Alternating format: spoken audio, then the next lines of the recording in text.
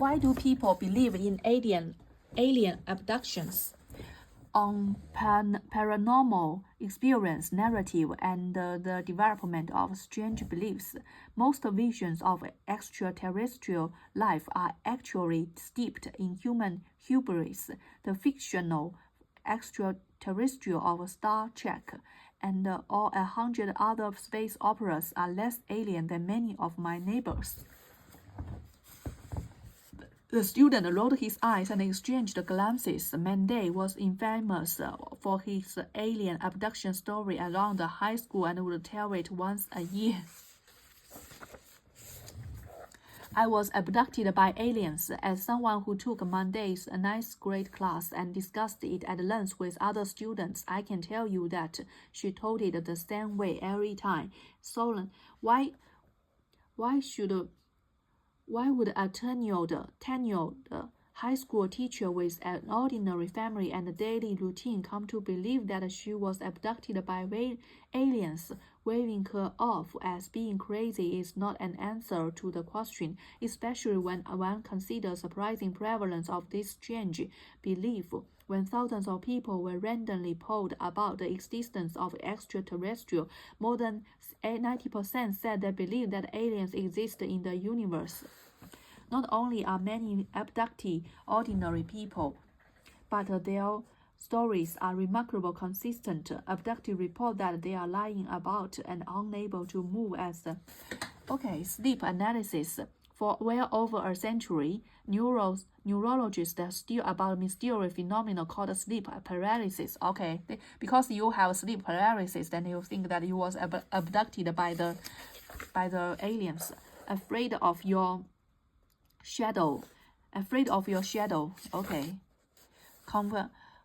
Conversation with God. Yeah, that is when you just when he was 17, Robert was riding in the back of a pickup truck when suddenly a sudden crashed into the side of the vehicle. 30 years later, Noah retired.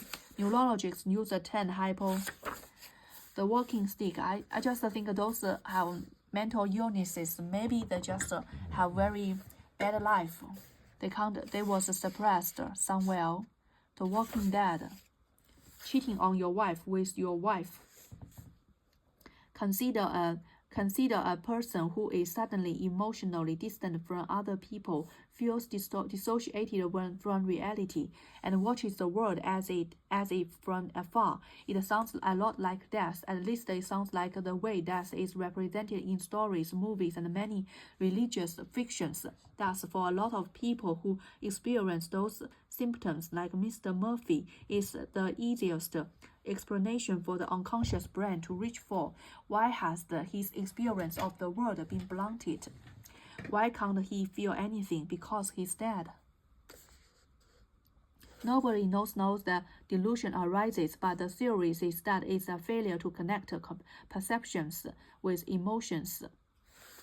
In another especially illustrative 20-year-old gentleman who called Mr. Penn developed the belief that he had been replaced by a stranger who looks like her, behaved like her. Visions from the brink. Some years ago in Italy, a patient whom we'll call Carol met with a turn of neuroscientist psychologist. I was spending my summer holidays in the mountains with my 4-year-old child. I had recently separated from my wife. It was a difficult time, and on one evening when I was in the room where we were staying, suddenly saw a great white light. Then some balls of light appeared. At the time, I had a profound feeling as if all the beings of the world were within me, and at the same time, I felt as if I were within them. The source of light was love and joy, and felt a sort of stream through me. I was so enraptured and that I had stopped. While I was in the room where I was staying, I suddenly saw a great white light. Then some balls of light appeared. At that time, I found a profound feeling of being of the world within me, and at the same time, feeling as though I was within them. Appeared very much like a description of that people give of near-death experience, which often include visions of bright light, feelings of contentment, and other emotions, notions of transition from one state of existence to another. Near-death experience. Account matches several of the visions described by the heart attack survivors, like seeing bright lights, a feeling of euphoria, and possibly the sight of a celestial landscape. The fact that near-death experiences are so consistent from person to person, and that they can happen to someone like Carol, who is neither dying or spiritually inclined, suggests that there must be an underlying neurological explanation. Okay. Fighter pilots and heart attack victims. Fulton, an Air Force pilot with over 30 years of experience, recalls an accident that happened to him during a training drill in Arizona nearly in his career. It was a standard exercise in which Falcon had to fly in formation with a group of fighters. During the fifth round of the drill, he had an eerie experience. He turned his plane in a maneuver he had made countless times before, and the next thing I knew, it seemed to be sitting up on the back of the plane looking back into the cockpit. He felt as if he was suddenly outside the plane. I was watching myself, not knowing it was true. What's going on here? Then just all of a sudden, the curtain snaps up. It's not a dream. Actually, that's me, and I'm flying the aircraft again. Somehow, the maneuver made with the plane caused him to feel as though he had separated from his body. When fighter pilots rapidly accelerate in an aircraft, they expose their bodies to intense gravitational forces, or G-forces. About 10% of pilots reported that they have lost consciousness while making that kind of maneuver. The high G-forces squeeze blood out of the brain and suck it down towards the feet, temporarily depriving the brain of oxygen. Some pilots, rather than passing out completely, entered into a brief state of altered consciousness. James Whitney, a Navy physician and aviation researcher, has spent years studying the effects of subjecting fighter pilots to extreme gravitational forces. He gets his data by asking pilots to enter a giant centrifugal machine with 50 foot around. It furiously spins the pilot around to recreate the G-force that the body might undergo during the aerial combat maneuvering. In studying the pilot's ability to withstand these forces, came upon something interesting. After stepping out of the centrifuge, a number of the pilots reported having strange visions. Described them, they were vivid and frequently include my family members and close friends. They commonly have beautiful setting, and their content includes prior memories and thoughts of significance to the individual. They have a significant impact on the individuals who experience them and remain crystal clear for years after they occur. They saw their families, their love, and their lives fresh before their eyes. Many pilots reported a feeling of euphoria, as if they were floating, and some, like Colonel Fulgham, even described having out-of-body experiences. Pilots exposed to high G-force also experience another symptom that resembled the near-death experience. They perceive themselves moving through a tunnel of light. The periphery of their vision goes dark for between 5 to 8 seconds, and what seems to be a distant bright light appears in the center. Fighter pilots at high G-force and heart attack victims in critical condition both have near-death hallucination symptoms. Why is that? What do they have in common? Both have brains that are suddenly deprived of oxygen. For the pilots, the rapid acceleration propels their blood flow away from their brains. In cardiac tests, the heart loses its ability to adequately circulate blood. No blood, no oxygen. Studies suggest that impaired food flow to the visual cortex or to the eye itself can cause a loss of peripheral vision and the centrifugal brightening that creates a perception of a tunnel with a light at the end. The lack of oxygen to the brain of the fighter heart attack creates a near-death experience. Studies of near-death experience have shown that when blood flow to the brain and the eyes is compromised, the brain attempts to fill in the gap of vision in a process known as REM intrusion. The brain enters a state of activity that resembles REM sleep, the stage in which dreams are the most vivid. Intrusion is the process by which dreamlike vision enters into consciousness, blurring the partition between reality and fantasy. Have you ever seen or heard things like while falling asleep or right after awakening that other people did not hear or see? It's actually very common. These are examples of REM intrusion, dreamlike states that creep into the waking mind. Research on this phenomenon show that 60% of people who have had a near-death experience have had some form of REM intrusion in the past. A region of the brain called the locus, located in the brain system, it is likely involved in generating these visions by releasing the neurotransmitter. The locus helps create the body's physiological response to stress and panic, commonly known as fight or flight. Is triggered by emotions like fear and anxiety and physical stressors such as low blood pressures and oxygen deprivation. Not consistently, these stressors felt by heart attack victims and fighter pilots.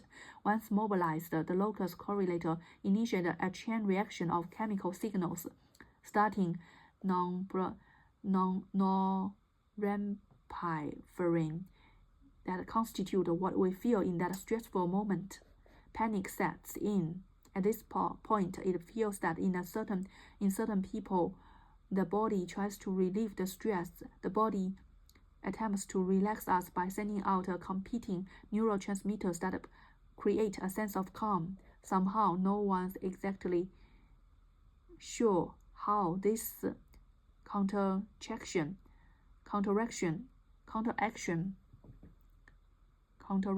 by the nervous system appears to initiate components of REM sleep, blending our dreams with our waking thoughts. The hallucination of a near-death experience is a side effect of the brain's attempt to offset fear and panic and foster a sense of tranquility. Perhaps the tension and misery Carroll underwent while in divorce proceedings fired up his lotus, and as his tension and misery and as his body tried to compensate, intrusion occurred, and he entered a world of bright light, beauty, and joy. Whether or not this is a true explanation, we cannot say. As we know is that near-death experiences are not unique to the dying. There's another group of individuals especially vulnerable to having near-death symptoms, people who have sleep paralysis. Studies show that people who suffer from sleep paralysis are more likely to have near-death experience as well as REM intrusion. There must be something that links sleep paralysis to heart attacks that creates the proneness for hallucination visions, something that triggers the unconscious to ponder the possibility of death. So what do they have in common? Fear. They have in common the fear, then they have a near death in common. I don't think so. I think you just let the pressures go, then you get those good feelings. Consider a traumatic experience of the people in those two cases. Case 1. Male gang was kidnapped by a rival gang and held hostage for ransom. His raptors blindfolded him, tied him to a chair, and beat him. Eventually, his gang paid the ransom and he was released. When interviewed later, he described having eerie hallucinations. When they were hitting him, I just tripped out, got out of my body. It was like a dream, only I kept seeing devils and cops and monsters. Nightmares, I guess. A 25-year-old soldier who was held captive for 3 by the North Vietnamese. He was trapped in a dark, solitary room, and his arms were wounded. Years after, he described seeing tunnels of light and a tall modern skyscraper all lit up with colors, pictures of the house back home, and my bodies like they were right there, and I couldn't almost touch them, and the moon kept on changing, getting funny angles to it. I felt drained of feelings, like there was a wall between me and what was happening. I got pretty religious. It was unreal. In a study of those two people, as well as 28 other victims of terrorism, kidnapping, rape, alien abduction, and capture as a prisoner of war, 20% of them reported having hallucinations. Yeah, when you are kept as a prisoner, you can't control yourself. So you just want to escape.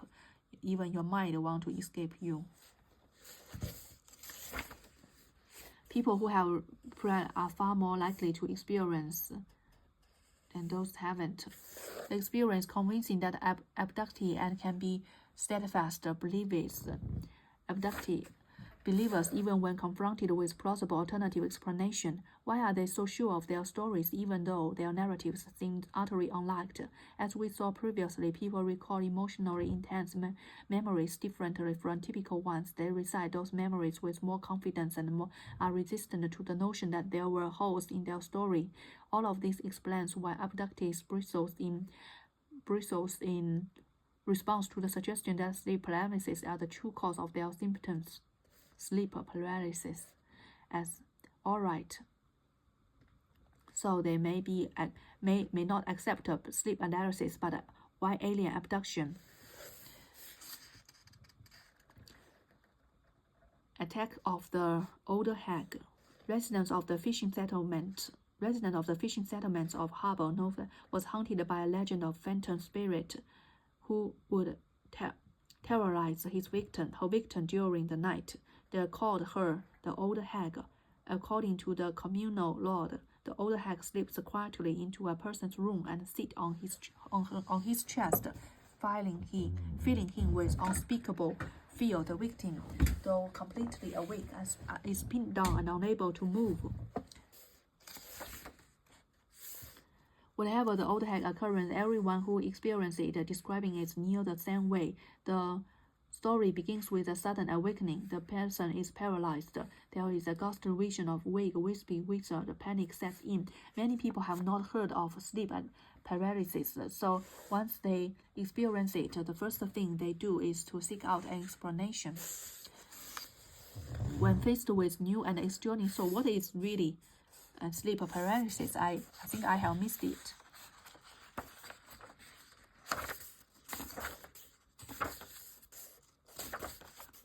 The Walking Dead, conversation with God, afraid of your shadow. Sleep.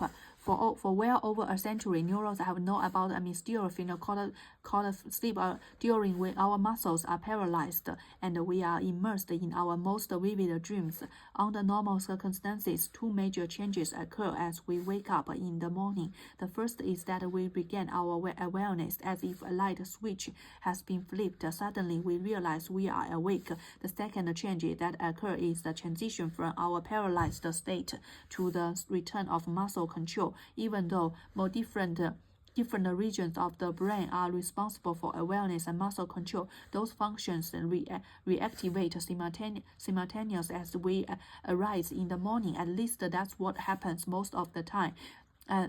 In certain cases, it's possible for there to be a delay between the return of awareness and the activation of muscle control. Okay, a delay between the return of awareness and the activation of muscle. So if you get you get awareness before your muscle control, you feel that you get a sleep or paralysis.